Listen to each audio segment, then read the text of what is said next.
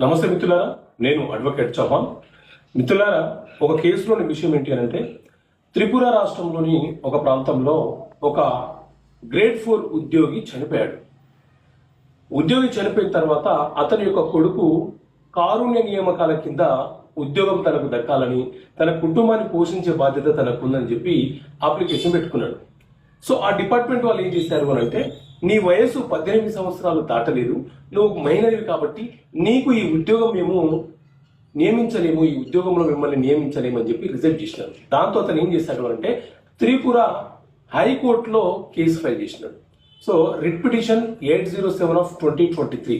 So Tripura high court ఏం చేసింది అని అంటే, సాధారణ నియామకాలకు వయసుకు సంబంధించిన ఏజ్ రిలాక్సేషన్ అనేది అప్లికేబుల్ అవుతుంది.